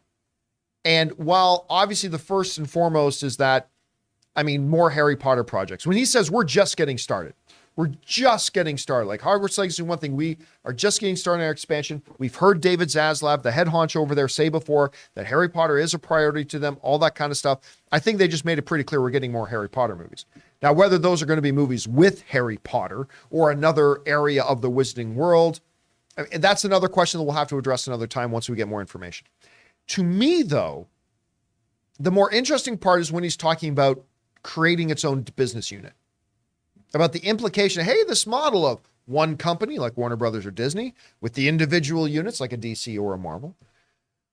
The idea of creating a dedicated Wizarding World film division is, at first to me, doesn't sound completely wise until the more I started to think about it. The more I started to think about it, when you look at the success that everything Harry Potter related is enjoying, having a dedicated division to create not what Marvel has foolishly done the last couple of years, which is put out 8 different projects a year, but maybe back to a more modest 1 to 2 projects per year sort of thing. And you have a dedicated division that's just focused on the highest quality stuff they can do within that world. I'll tell you what, it may actually be a pretty smart move on their part if they can, again, it comes down to, can you create good content? But you create its own division where that's their only focus. They're not worried about anything else except for creating Wizarding World content. This is something that could be frighteningly successful if done right. Anyway, Rob, you read the comments that the executive talked about on this investor call. What are the things that stood out to you the most? Well, look, obviously, the video game component and the success of Hogwarts Legacy is something that is, you can't deny it. And it shows that this IP is valuable across many different mediums, video games, movies, probably television, animation, everything that people enjoy. And as far as entertainment goes, Harry Potter is ripe to be exploited. And they know that. And even though we might not get more Fantastic Beasts movies, Hogwarts Legacy proves if you made a Hogwarts Legacy movie, I'm sure that it would also be very, very successful. This is a brand that should not be allowed to, dude, the way Star Wars was for my youth, Harry Potter is for the youth of people who grew up with it. It's a hugely lucrative franchise that has much more life ahead of it. And I think that Warner Brothers is smart to do this. And it doesn't surprise me in the least. We've talked about it on this show many times. It wouldn't surprise us to see a new Harry Potter movie. I'm sure J.K. Rowling has been writing new Harry Potter books. I've not heard anything to that effect, but I bet she has, because why wouldn't she? All right, guys, question is for you. What do you think about this whole thing? It sounds to me like Warner Brothers has very solid plans for Warner Brothers moving forward. Perhaps even its own film division. I don't know. What do you make of all that? What direction do you think they could go or should go? How would you do it if you were in charge of it? Or maybe you just think, you know what? Harry Potter was great, but it had its time. Let's move on to something else. I don't know. Whatever you guys think, jump down to the comment section below and let us know your thoughts. All right, guys. With that down, we are now going to throw it open to you. We want to hear your thoughts, theories, opinions, and questions that we can address. And we are going to open up the super chats right now. So now's your time to fire those in. Remember, though, we only keep them open for a couple of minutes, so make sure you get them in as quickly as you can. Now, before we start getting to those, we're going to take another moment to thank another sponsor of today's episode of the show, Ryan Reynolds' own Mint Mobile. We want to take a second to thank a sponsor of this video, Mint Mobile. If saving more and spending less is one of your top goals for 2023, why are you still paying insane amounts of money every month for your phone bill? Switching to Mint Mobile is the easiest way to save this year. As the first company to sell premium wireless service online only, Mint Mobile lets you order from home and save a ton with phone plans starting at just $15 a month. You guys know I made the switch over to Mint Mobile a while ago. The process couldn't have been easier, and I can't believe that I am spending less than a third of what I was spending on one of the other major carriers before. By going online only and eliminating the traditional costs of retail, Mint Mobile passes the significant savings on to you. All plans come with unlimited talk, text, and high-speed data delivered on the nation's largest 5G network. Use your own phone with any Mint Mobile plan and switch easily in minutes with eSIM. To get your new wireless plan for just $15 a month and get the plan shipped to your door free, go to mintmobile.com/Campea. That's mintmobile.com/Campea. Cut your wireless bill to $15 a month at mintmobile.com/Campea. And thank you to our friends at Mint Mobile for sponsoring this episode of the John Campea Show. All right, guys, with all that down, let's get over to you and start hearing your thoughts, theories, and opinions. Rob, what do we got up here first? Well, what we've got up here first, I'm going to put on my glasses. Sam Fisher says, rest in peace to Topol. As a Jewish kid who grew up on Fiddler on the Roof and who starred in a school version of it, I was really saddened to hear this. Me too. He was also Dr. Hans Zarkov in Flash Gordon. Yeah. Wow. So Topol was great. He was in a Bond film. Huge fan, and he did pass away. He had a great career. He was a great Broadway star in addition to being a film star. But yeah, like Mr. Sam Fisher, I too grew up. You can't not be Jewish and grow up and not see Fiddler on the Roof 100 million times. If I were a rich man. Yes. All right, what's All day next? long, I'd biddy bum. Stub McShave says, R.I.P. Columbo from For Your Eyes Only. Topol was also known for Fiddler on the Roof, Flash Gordon, and The Winds of War. I totally forgot about that one. Oh, Remember yeah, which that? is one of my favorite TV miniseries of all time. A lot of people consider it to be the greatest television miniseries of all time. It's so good. So, yes, what a bummer. But thanks for that, Stub McShave. All right, what's next? Jeff says, James Gunn says he already cast Frankenstein. How far into casting do you think Gunn and Safran are with all of these projects? I'm thinking very far. Well, remember, though, the Frankenstein one is for the animated... oh, crap. What was the name of it? What is that? What is the anime? It's called... I can't... Why am I drawing a blank on it? I know the name of it too. Transylvania 65000. No, that's a no. I can't remember the name of it either. Anyway, that's an Was it animated. Creature Commandos? Creature Commandos. That's what it is. Thank you. Man, That's an animated thing, right? Yeah. Casting the voices and stuff like that. That's a less intensive process and stuff like. Now look, do I believe they already have their new Superman? Yeah, I do. I think they do, and I don't think we're going to find out who it is until at least Comic-Con. Yeah, Comic-Con. But maybe not even till next year. I mean, I don't know, but I don't know that that's an indicator of how far along they are in their casting of everything else. Like just because they got some of the voices lined up for an animated thing, that's a little bit different. All right, what's next? Jay says, if Han Solo was a Star Trek captain in that universe, would he be more revered than Captain Kirk when his career is over? Hell no. He wouldn't be captain for more than 5 minutes. Yeah. He would break so many ordinances and everything like that. He would very quickly be removed from the captain's chair. That's right. Yep. Unfortunately, but it's true. All right, what's next? Thomas BDL Bombadil says, hi, team. Did you see the trailer for Apple's dystopian sci-fi series Silo with Rebecca Ferguson? It's stunning, and the atmosphere seems phenomenal. Yes, I told you about that. You were talking to me about that yesterday. And did you say it was based on? It was it's based on a something? series of books called Wool. It was a series of novellas and things that were published and then collected, which I've read some of, not all of. It's really good. but I've heard it kind of peters out toward the end. But I recommend Wool. The book, that's the one I have, which is a collection. But the show looks amazing. Apple looks like they're, again, knocking it out of the park with their sci-fi. All right, what's next? Suthius says, okay, there's the scene of Barry talking to Grodd in season 9, and with the calm way he was talking with his slicked, combed back hair, I thought to myself, why not him as the new Man of Steel? He's only 33. No chance in hell. And honestly, he wouldn't be. I gushed poetic about Grant Gustin yesterday. I really like Grant Gustin. He's not Superman. No way. No, I don't either think so. Look, this is what we fans do. We've all been guilty of it.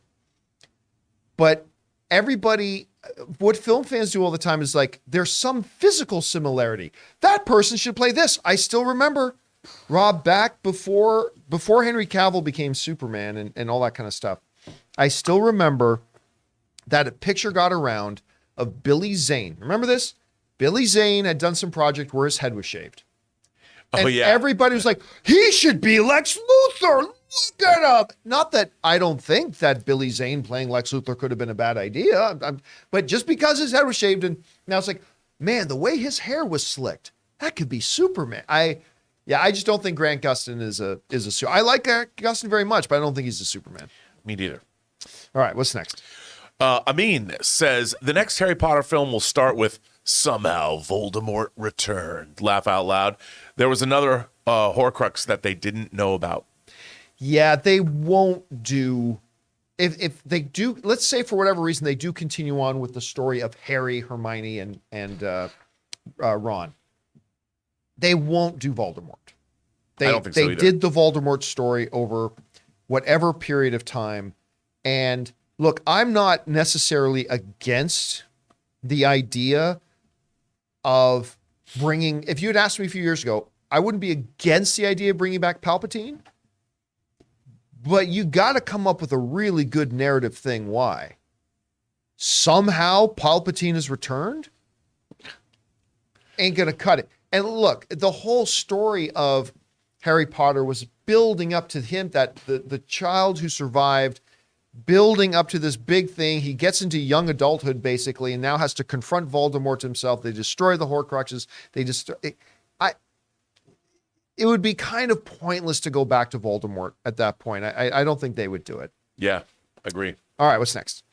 A. Marcellus sent $100. Oh my God. A. Marcellus, thank you so much. A. Marcellus is a regular viewer right here. Thank you so much, dude, for supporting us on that level.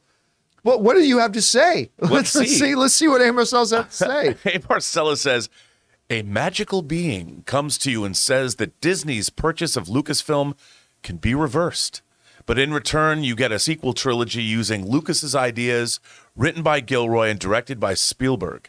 What's more important to you? 3 great movies or keeping what we have? Look, if you're talking about just somebody else got Lucasfilm other than Disney, then maybe. Listen, we've gotten some fantastic stuff out of, like, I know a lot of people don't want to admit it, but we have gotten some fantastic stuff out of Disney-owned Lucasfilm. We got Mandalorian, we got Andor, we got Rogue One, we got The Force Awakens. I think The Force Awakens is absolutely fantastic. Not nearly as big on the other two. I liked Solo. I mean, we've gotten some fantastic stuff. We've also gotten some crappy stuff.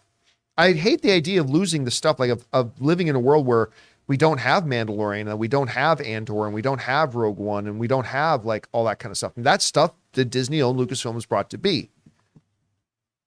But I would be open if a magical being said to me, let's go back in time, and somebody else got control of Star Wars. I would be open to that idea, to seeing what could come about.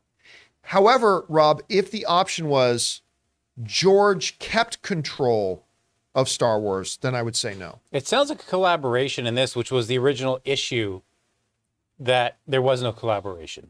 It was just everything he said went, and they were all yes men. I mean, that's what Lucasfilm turned into. Yeah. And listen, everybody the recency bias that we all as human beings, we do. I have it. We all do it. But the prequels were horrible. Like, they were horrible.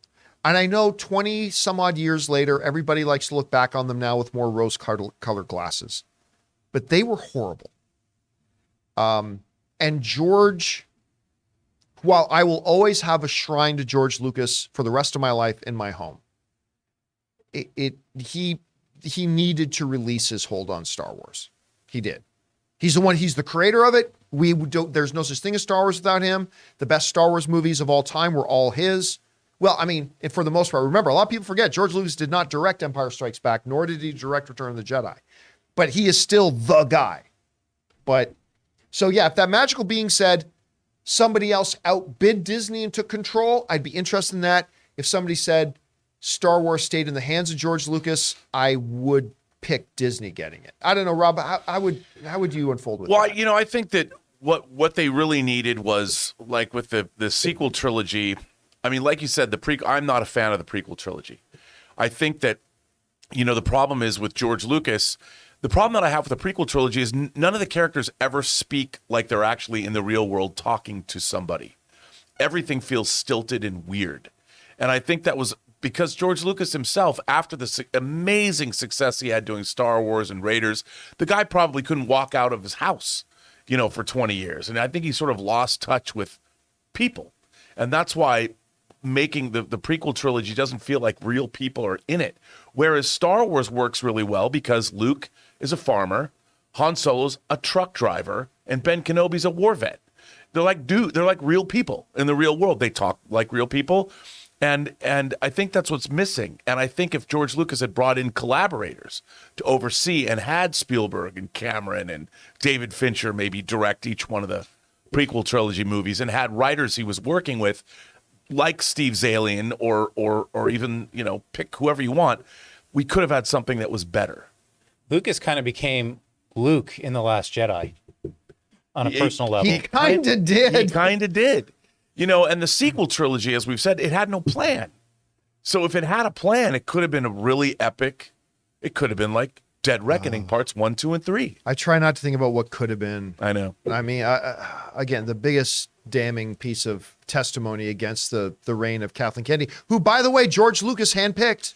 Right. George Lucas handpicked Kathleen Kennedy to be the next leader of it. And look, I can't trash him for that because I agreed. I thought it was a good pick at the time, too. Oh, well. Hindsight, All right. But again, aim ourselves. Thank you so much for supporting our channel on that level, man. That's incredibly generous of you. We appreciate the support so much. All right. What's next? Christopher Brickner says, I doubt the Star Wars film announced at Celebration happens after the Jenkins announcement and cancellation. Even if filming starts, I bet there'll be production troubles because it always happens. Star Wars is just in such a weird place right now. Like, Yeah. you weren't here yesterday, Rob. We were talking about how this, you obviously heard about the Kevin Feige movie is no longer happening. The Patty Jenkins one, which we were really excited about when they first announced it. Who knows what else isn't coming? It almost feels like a clearing of the deck. Like they're just getting rid of a lot of stuff so that the new president of Lucasfilm can come in and have more of a clean slate, a cleaner slate, right? And there was no mention of the Damon Lindelof film they announced either. No, there was no mention of that. Now, that doesn't mean anything, really. It could be good, could be bad. Who knows? But, I mean, it's going to be really fascinating to see what comes out of Star Wars Celebration. Now, I mean, because, listen, there's been Star Wars Celebrations where they've dropped some bombs. And then there's been celebrations that have been nothing but a big fart burger. Like, just nothing. Right. Just nothing. It's like, hey, everybody, isn't Star Wars great? And then, and nothing else. I don't have a lot of belief that there's going to be anything big announced there, especially if this is Kathleen Kennedy's last one. Do you think they're going to announce her successor there? No. I don't think, because when is the dates for Star Wars Celebration, Taylor? Can you look that up? And then how does that correspond to the release date of Indiana Jones 5? Because, I don't believe they're even going to officially acknowledge that Kathleen Kennedy's moving on until several months after Indy comes out. Yeah. So the Star Wars Celebration in London is April 7th through 10th. Okay, so it's coming up. Less than a month. So I still don't think. I think they're going to go through Star Wars Celebration like it's all one big happy family. I don't think they're going to even remotely acknowledge. I don't think they are yet going to remotely acknowledge that Kathleen Kennedy's on her way out. Not public. Everybody knows it, but I don't think they're going to publicly acknowledge it, and I don't think they're going to do it until several months afterwards. Now, maybe Kathleen Kennedy decides, you know what? I'm going to go out on my terms, and I'm going to be on a stage and say thank you to the fans who have. Because listen, as much as I think she needs to move on, she's had some big successes, and I think you give her the opportunity to stand in front of an adoring, because listen, Star Wars Celebration is a very forgiving, very easy audience. And maybe you do give Kathleen Kennedy the opportunity to stand in front of an adoring audience and say thank you and announce, I'm excited about the next chapter of my life. I'm moving on. And oh my goodness, I'm so thrilled to announce that they allowed me to handpick my successor. Ladies and gentlemen, your next president of Lucasfilm, Tony Gilroy, or Jon Favreau, or I don't know who else. Rian Johnson. Woo! You want to start some Twitter conversations? The new president of Lucasfilm, Rian Johnson. We'll see what happens. But I still don't think they even remotely acknowledge it till months after Indiana Jones comes out. Do you think they could do that? Oh, I like what you're saying. Like, give her a chance to go out in a big way and to the fans, and everybody will give her a rousing round of applause. But I think you're probably right. I mean, it's a business issue. Lucasfilm is a big deal. Shareholders, look, the people that pay money for all this stuff, they don't know Kathleen Kennedy. They're not fans. They're looking at it from a business perspective. From a business perspective, Lucasfilm has a huge movie that's coming out this year, and they've got Mandalorian, Acolyte. They've got all this stuff. As far as investors are concerned, Star Wars is healthy. So they don't want, I think that they would want that. Do investors think it's healthy? They haven't had a movie in 4 years. No, but they've got Lucasfilm at Disney, they've got Indiana Jones coming out. They can look on a spreadsheet. Mandalorian's doing well. They got Acolyte, although this kind of business, maybe they want her gone. The Acolyte thing is really weird to me. Yeah, I mean, look, you make your real money in theaters. That's where you make your real money, and they haven't put out anything. Every project they seem to try to get. In 6 years it'll be. By the time one finally comes out? Yeah. You said that like Yoda. All right, what's next? Collie Woolley says, hey guys, this has been on my mind forever. Although the final act of Rogue One is great, it's extremely similar to the final mission in Halo Reach. I can't speak to that. I can't speak to that either. Ray? I didn't play Reach. I can't remember the final mission, though, in Reach. I played Reach, but I don't remember the final one. Well, and let's be honest with you, too. The reminiscence of the structure of the finale of Rogue One is not unlike about 20 other kind of wartime movies at the end, too. So maybe it's similar to Halo Reach, but Halo Reach probably took it from many other influences as well. All right, what's next? Joey Babui says, Picard's baller AF. Riker's coup de maître. Okay, wait, are we getting into... Not really. Okay. No. He just says Picard's baller AF. Riker's coup de I don't speak French. Maitre legendary. Shaw's D development sumptuous. Space Witcher Worf. I can't wait to boldly get the hell to episode 5. Joey Babui, episode 4 is one of the best episodes of Star Trek I've seen maybe ever. I cried. I've seen it 5 times now, and I teared up every single time at the end. I haven't seen episode 4 yet. I went out to see my Toronto Raptors play the Clippers last night. Lose to the Clippers last night. But I'll get on and watch. It's a great episode. It's everything Star Trek is in 1 hour. I'm looking forward to watching it. All right, what's next? Amin says, over under 5.5 slap jokes at the Oscars this year. Under. I think there will probably be one. One big one, because Kimmel's hosting it, right? Yeah. I think Kimmel will make one big joke out of it, because you can't. Like, if you don't make a joke out of it, it's going to be the heavy elephant in the room. Yeah. I think there's going to be one big joke about it, and then they'll move on for. So I will go under 5.5. All right. Gotta break the tension a little bit. Yeah. Jai CSC says, I've successfully used greetings and salutations and for why when teaching my classes this week. If I can organically use verisimilitude by Friday, I'll complete a set. I get bored sometimes. We're going to send you a cease and desist. That's ours. You know, it's funny. There was a professional wrestler within the last couple of years, and I cannot remember his name. What's that? Keith Lee. That's it. Yes. How'd you know that? You just said professional. How'd you know Keith Lee? Well, it's because like he's the only person that actually did. Yeah. Oh. Was a wrestler that would come out and on his mic go, greetings and salutations. Okay. Now, look, to be clear, I am not the person who created the phrase greetings and salutations. Let's be very, very clear about that. But I did have people tell me in a back channel that Keith Lee watched our show, and that's where he got it from. I've never spoken to Keith Lee. I have no idea if that's true or not, but I was told by somebody that's where it kind of came from. If it's true, that's kind of cool. If it's not, I'll just continue to believe that it is. All right, what's next? Sam Fisher says, Rob, I know you're peeved about everyone editing language out of books, but remember, Sandman, great stories will always return to their original forms. Well, Sam, nice reference, first of all. I hope so.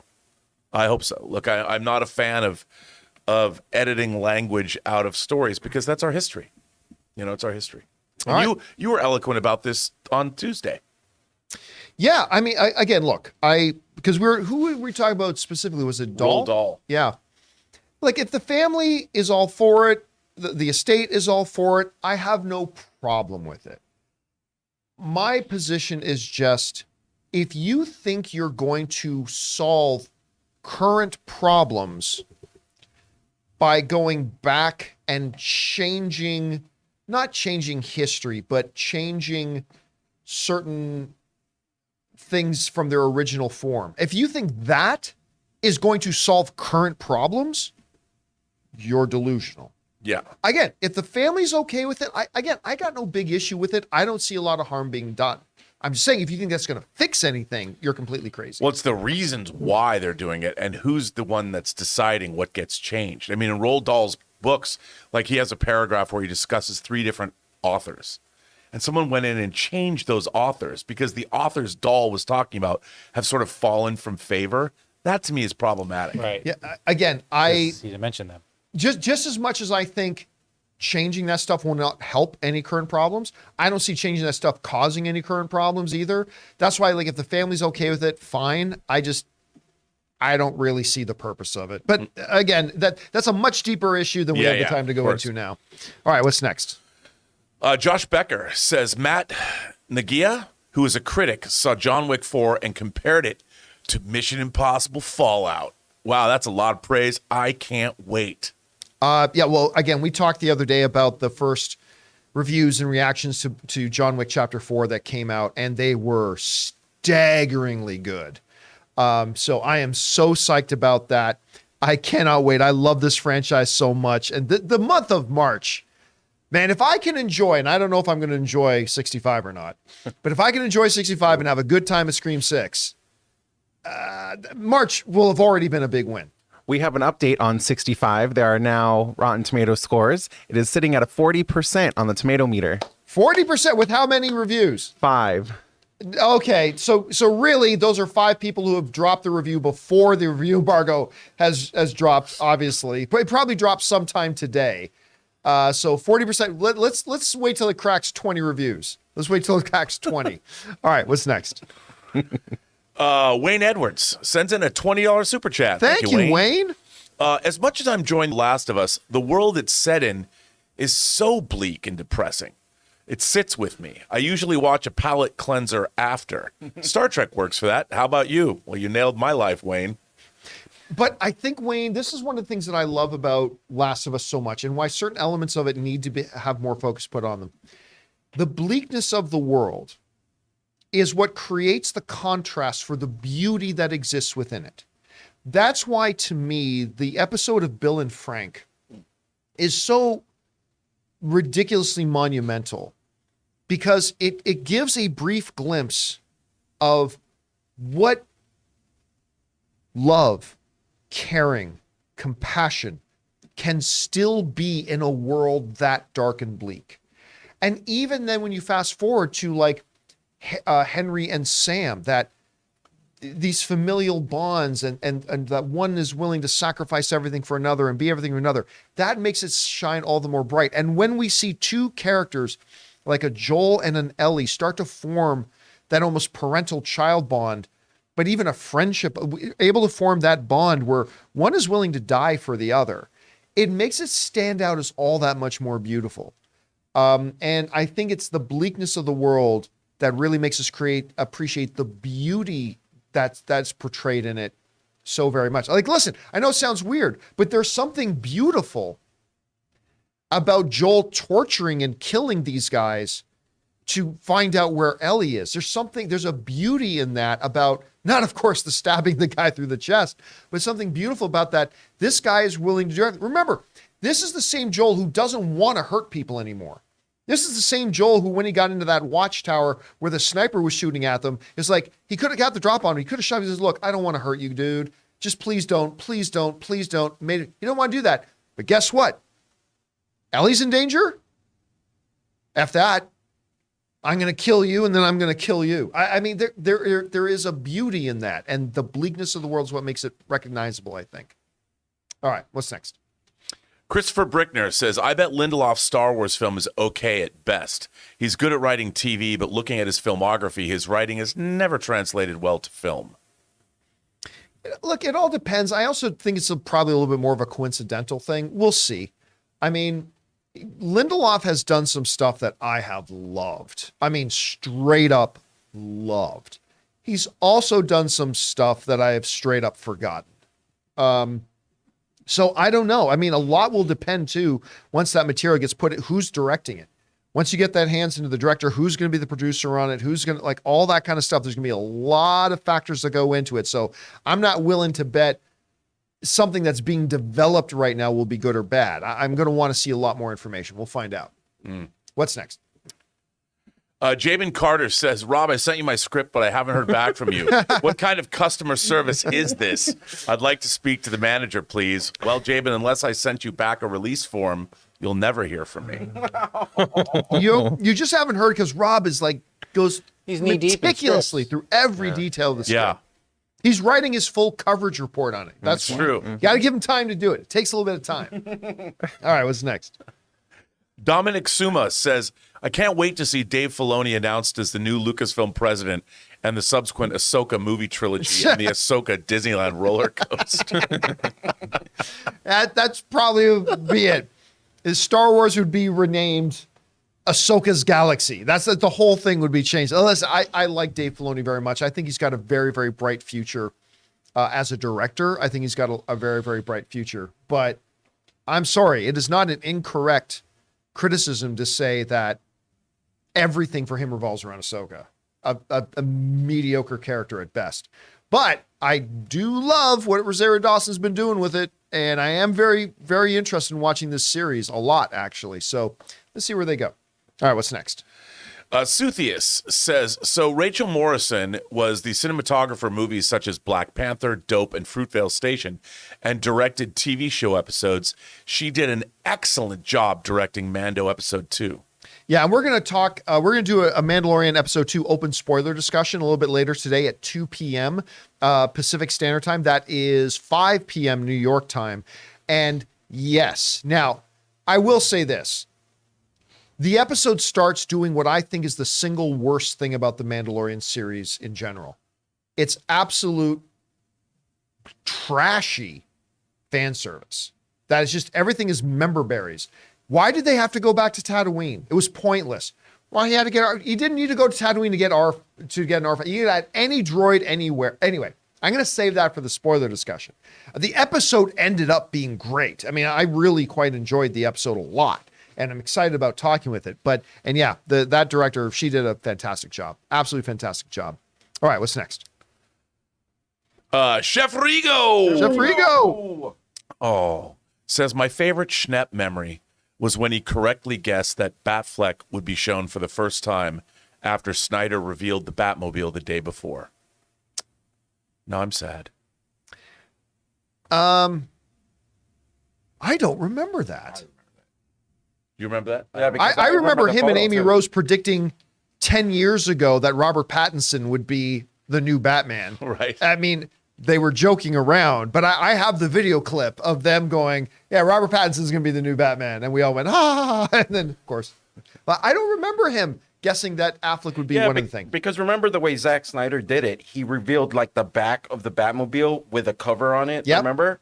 And then the next day you saw the full blown with Batflick right in front of it. They kept calling it sad. Oh, Sad I remember Bat, that, but I something thought like that. I thought Batman was I thought Ben Affleck was announced before that. Anyway, my dates and everything are all messed up. So anyway, I mean, there's so many great, iconic, legendary John Schnepp moments that So many. It's sometimes hard to keep track of them. All right, what's next? Stub McShave says, phrasing from the delicious people at HelloFresh. What does the HelloFresh people taste like, and are they chewy? That was a reference to the latest episode of Last of Us. No, just they create delicious product. That's all I would say. Delicious product. All right, what's next? Amin says, should Lucasfilm do what DC did and hire 2 people to run Lucasfilm, maybe Favreau and someone else? Again, fans always looking for formula. Right. That's not. No, listen, with the James Gunn and Peter Safran situation, that was a very unique situation. This is something that had never existed. This DC as an independent studio has never existed. Warner Brothers is just still fresh under brand new leadership. I think they really wanted James Gunn, but James Gunn was hesitant to take on responsibilities that he didn't think he was particularly well suited for. He's a creative guy. There's a whole bunch of things that go into that. Again, it doesn't become formula that, well, they did it and it worked. Everybody should hire 2 CEOs. Well, guess what? Bob Iger is the head of Disney, and when he's the singular head of Disney, it did pretty damn well. So I don't think no, I don't think they should go out and look. Look, if circumstances present themselves where it seems to start to make sense that, hey, maybe for our particular set of circumstances and for one of the people that we're really looking at, it seems to make sense now that maybe having 2. But again, no, they should just not in general be going out and looking for 2 heads. I don't think so. All right, what's next? Jay says, I think an Andor tone for the Punisher can work for Disney Plus. Yeah, I would venture to say the 2 are already very similar in tone, in a lot of ways. So yeah, I think that could work. That absolutely could. All right, what's next? The next one comes from Folky Loki. Says, James Gunn's first DC movie killed the franchise. Yeah, but then Peacemaker resurrected it.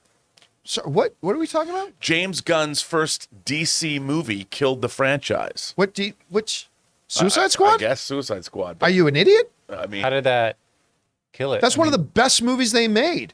It was released during the pandemic, and they had an idiot of a head over at Warner Brothers who decided to release a day and date on HBO Max. I mean, unless he's talking about a movie we're not thinking about. Like, was James Gunn involved in some way in some other?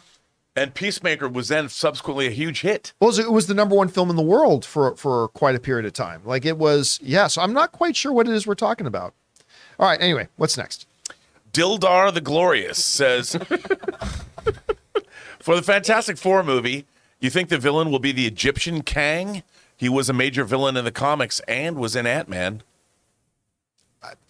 Look, there's a million possibilities what it could be. Is that possible? Sure. That's possible. I would say that the post-credit scene, though, almost set it up like that's not going to be your Fantastic Four villain. That could be your main Kang Dynasty villain. Maybe. Again, there's a lot of questions up in the air. So is that one of the possibilities? Yeah, sure, it's one of the possibilities. I don't know how likely, but we'll find out. All right, also, real quick, just want to thank Lando for gifting 10 memberships. Oh my God, Lando, thank you, man. That's incredibly generous of you, dude. Thank you so much for that. He truly belongs here with us amongst the clouds. Spoofaman says Oscars should also be on YouTube, not just ABC. If YouTube's going to put up the money that ABC puts up, sure. But I mean, listen, remember, the Academy of Motion Pictures Arts and Sciences, a lot of their annual money comes from the Oscars. And a huge chunk of that money they get from the Oscars is from the television broadcast rights. So should be on YouTube, Actually, no. Like, unless YouTube is going to pay for the Oscars to stream on YouTube, sure. But what does the Oscars get if they put it on YouTube? They certainly don't get the hundreds of millions of dollars they get for the broadcast rights. So that's probably, listen, but the whole medium's evolving, right? At some point, they are experimenting with having it streaming on certain times and places. And so we may be heading towards that, but they got to figure out a way to make it work for them. Because right now there's not really a model for it to work. It could in the next year, though. All right, what's next?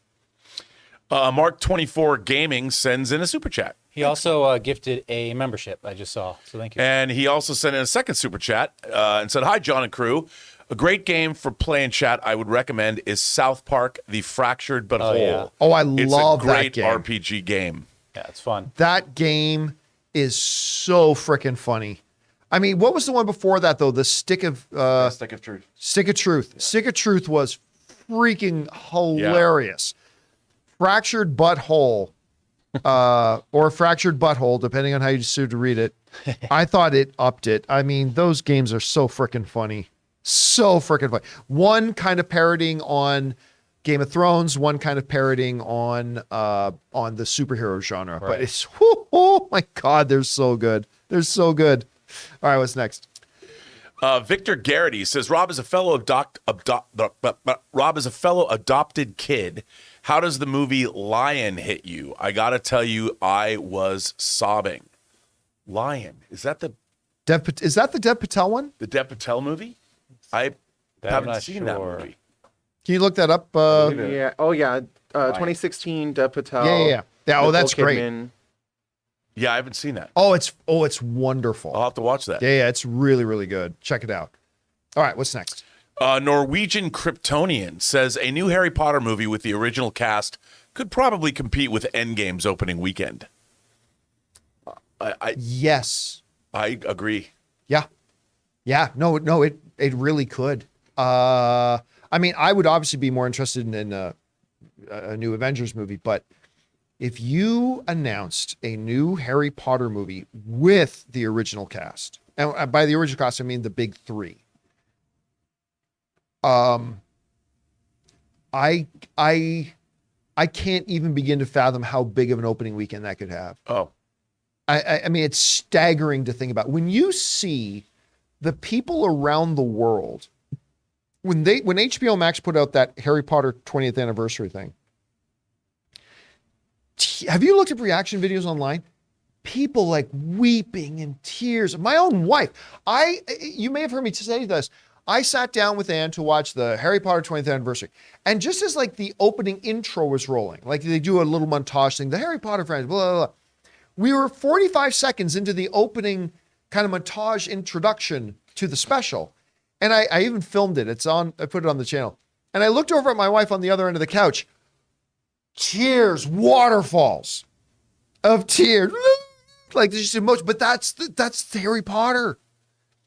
I look, I'm not gonna say it's a guarantee, but I don't know many movies that have the potential. I don't think Kang Dynasty or Secret Wars are going to touch the opening weekend of Avengers Endgame. I don't either. But if you're talking about a movie that could have the chance to touch it or catch it, a Harry Potter movie with the original cast coming back is that movie.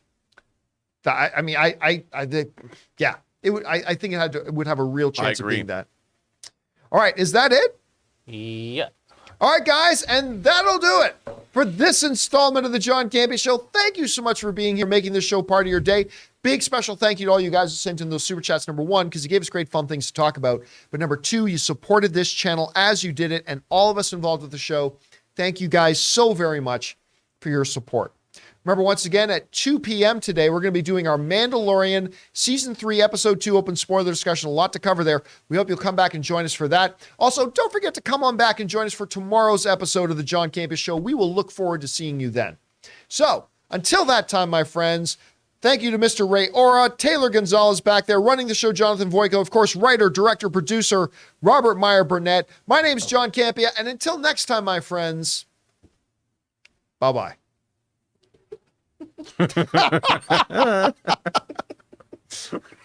John for script. Script.